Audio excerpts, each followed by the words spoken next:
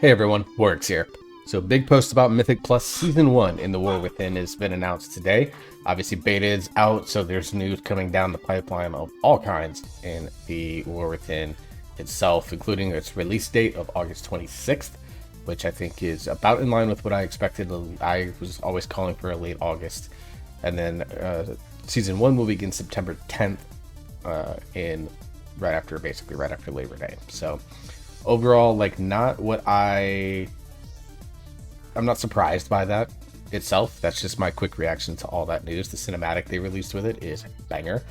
Yes, I'm still wearing my work shirt and a hat right now because I forgot to turn up my AC before I left for work, so my apartment is freezing right now. My power bill is not. But I wanted to do a quick post on this because this is obviously a very interesting change. If you've been following the channel for a long time, you know keys are my favorite thing to do in WoW. So it's definitely something that I really want to continue to push and grow in. As a player, as a creator, is talking about Mythic Plus and doing things for Mythic Plus.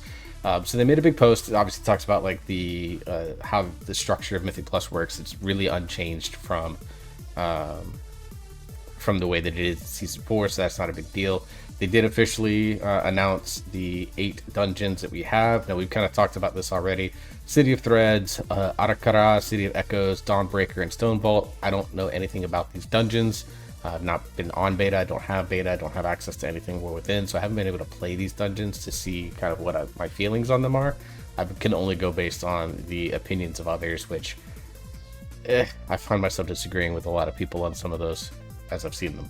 However, Grim Battle, Necrotic Weakness, Tyrann of Scythe, and Siege of Aurelis, I think, are 4 very terrible choices.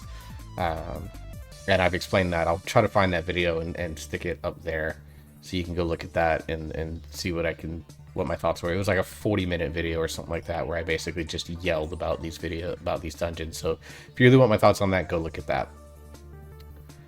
Alright. But let's talk about the affixes, because this is kind of where the big news of everything is at. So let's read what their thought process is. So before we dive into the specifics of the new affixes, we would like to outline our goals and the purpose these affixes serve. Our overarching goal is to minimize the mechanical overlap between affixes and dungeon trash design in the current +4 affix bucket. We aim to achieve this through a more passive approach, focusing on the following objectives. Before I read those objectives, I'm going to agree. There are just times where things like having to cleanse an incorporeal and then also cleanse your tank or cleanse a DPS, and you have only one cleanse in the group, was a really poor decision that you had to make. So things like that, I'm kind of glad they're getting rid of. Anyways, point 1. Shift the source of challenge to the dungeon itself by simplifying affix design and emphasizing creature abilities. Great. Reduce visual noise, nameplate clutter, and the cognitive load on players during trash combat. Great. Allow for varied and context-specific gameplay decisions depending on the dungeon they're applied to. That's very nebulous. That's a lot of words for a thing that doesn't really say anything that means anything. I don't understand what that... Like, okay. I mean, Mythic Plus is context-specific gameplay decisions every single second that the key is in time, or you're in the dungeon. So, like, what?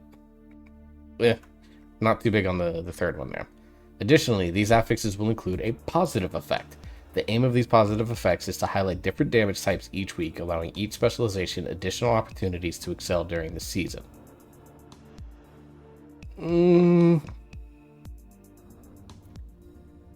I don't like that idea. I don't. I'm a big fan of Kiss Curse affixes. Things like Encrypted and Shrouded in Shadowlands Season 3 and 4 single-handedly kept me around for those seasons, along with the fact that I was in a community that I enjoyed playing in at the time. But like those two affixes like saved some really bad keys because it was fun to go in and play those affixes. Like, to me, that's kind of what we should be aiming for with positive effect affixes, not things that are going to cater to a specific specialization. Like, I just don't, with 38 specializations, 39 specializations, whatever the number is now, trying to make a broad set of affixes that are going to cover every spec feels like it's not going to be possible, at least in a way that is not going to really kind of push the meta again.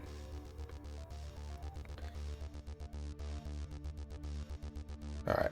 Additionally, so bullet points on this. These effects should feel like a bonus, offering an advantage for different damage profiles each week without being essential to complete a dungeon. Players will have an opportunity to flex towards different talents, gearing options, and consumables to capitalize on these effects. So great, they just added more complexity to, like, they wanted to... Hang on. Reduce cognitive load on players during trash combat. But then they want to put in, like, you have to now think about what talents, gear, and consumables you're now playing week to week, depending on what the affix is. You're not reducing the cognitive load. You're not simplifying anything. Like, you want to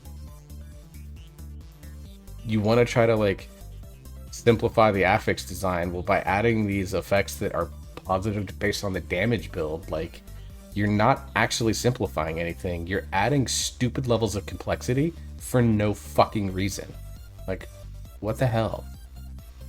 New affixes. Reckless. Non-boss enemies without mana. Okay, so, like, now you have to track which enemies have mana so that you can... Like, what? What? Why? Just blanket this to all trash mobs. Like, now we have to figure out which mob, like, what if there's a pack of nothing but casters? Like, you gotta find a way to skip it now because, like, none of these new affixes affect them. This is stupid. Non-boss enemies without mana ignore 20% armor with their attacks. So fuck you, tanks. But their armor is reduced by 30% and they take 10% increased arcane damage. Okay, so this kind of helps physical damage dealers because, hey, you get free 30% armor pen. And a spec like Guardian Druid, Arcane Mage, Balance Druid, they benefit from the arcane damage. So great, you found 3 specs that do arcane damage. Yeah, 3 specs that do arcane damage now all of a sudden are good this week. And all physical damage dealers are good. Non-boss enemies without mana inflict physical damage to their attackers when attacked, but take 10% increased holy and shadow damage. So, warlocks, shadow priests, ret paladins. And not even every warlock. It's like affliction and demo because Destro is mostly fire damage. It's like, sure. The physical damage to the attackers, it kind of depends on how much damage it's doing. If it's something that's very easily healable, then I don't think this is a big deal. But if it's something like actual thorns, where you can take quite a bit, like if you've ever hit on a Guardian Druid that's in Barkskin, like, you realize just how much damage they actually are doing to you. It's kind of nuts. Attuned, they increase 20% increased magic damage. So again, fuck you, tanks. But take 10% increased nature damage. Okay, now we're talking Shaman. Serpent Sting on Hunters. Maybe Windwalker Monk.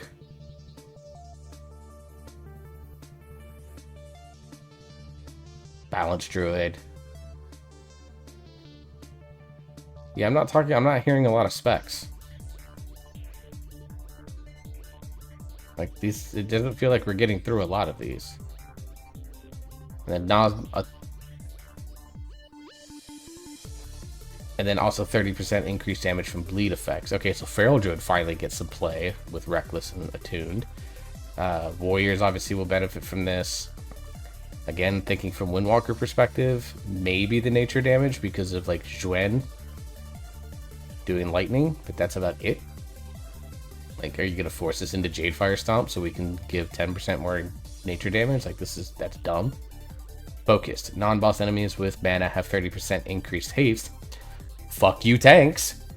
And take 10% increased frost and fire damage. So, mages win again. So like literally 1, 2. So 2 of the week's mages win. Yeah, I don't know, man. Like,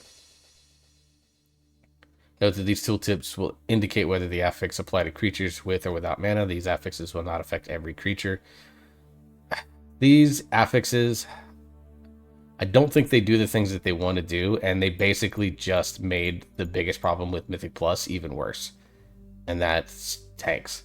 Like, ignoring 20% armor, like, that is going to utterly ruin bear tanks, brewmaster tanks, and to somewhat a lesser extent, demon hunter tanks that rely very heavily on their armor in order to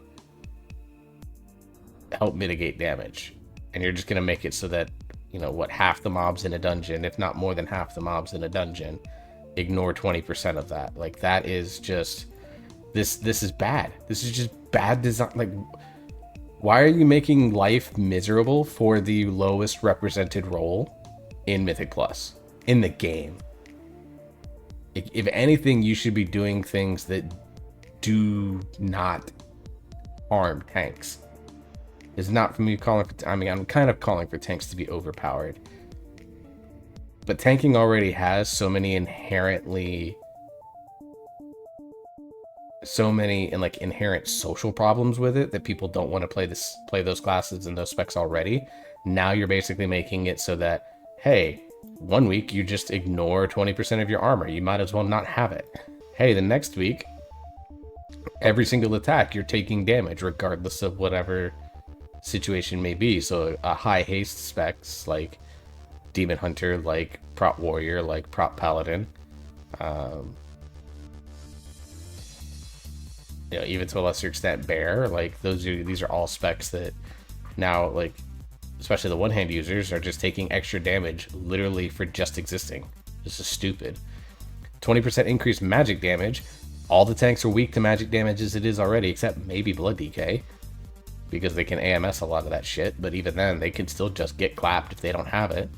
But now you're making, like Brewmaster's just is going to hate this week. Like, you might as well just not play Brewmaster this week, because Magic Stagger sucks. It still sucks. It's fucking awful. And then 30% increased haste, which means a bunch more auto attacks. If there's a mob that has ridiculous attack speed that hits really hard, again, like, you're just kind of screwing over your tanks. Like, all 4 of these just make your tank's life nonsense. Like, you're gonna drive away, like, only the most depraved, insane people are gonna play tank now with these. Anyone that would be interested in casually trying it is gonna get pushed away because their life is gonna be miserable. No, these are these are bad. Ugh.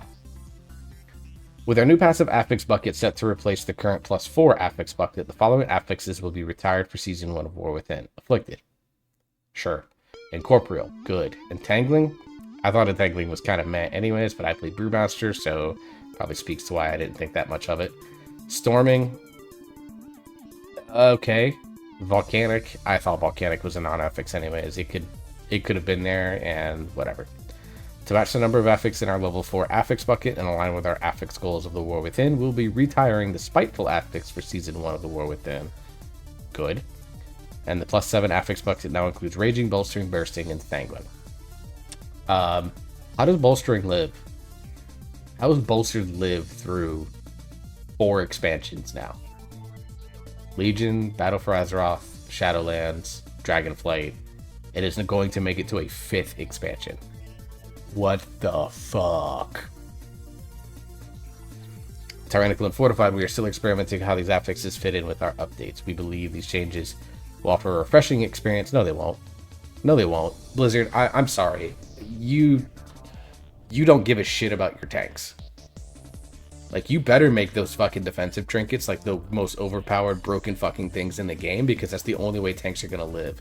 Because you just basically made 4 affixes that are double birds, if not every single developer giving a middle finger to tanks. Like, fuck this. I was already less excited to play Season 1 of Dragonflight, or of War Within, because of these 4 dungeons. Now knowing that I'm just going to get absolutely destroyed simply for existing, like, you cannot keep these affixes as they are. You have to rethink this. Like, you're making the least represented role in the game less fun to play because your counterplay is just not there. Like, how do you counterplay every mob ignoring 20% of your armor? You just can't. There's no way to do it. This is just brutal. I hate this. I fucking hate this. Blizzard, come on, guys. Come on. Actually talk to tanks before making decisions like this. Like, it doesn't feel like you actually talk to a single person that plays tank at a serious level. And you have access to so many fucking people in a creator Discord that you can just go ask. Like, how fucking hard would it have been to have brought now, Skylark, Yoda, Nerf, like, get them in a room and say, hey, this is what we're thinking about. You know, get them under NDAs, that's fine. Hell, come ask me. I'm not even that great of a player. I made 3K once. But I can tell you from a perspective of a middle level player, like, these affixes, and I've already seen some feedback from people that I know that are like, well, I guess I'm not playing tank. Because they just know their life is going to be miserable as soon as they hit a +4 key. This is bad. This is so bad. This is very, very bad. Do better. That's all I got. Do better. Change these. Please change these. Till the next video, hope you stay safe. Hope you enjoy yourself. You're hopefully having fun. I'm not having fun reading this. You keep on gaming, whatever game it is, and I'll see you in the next video.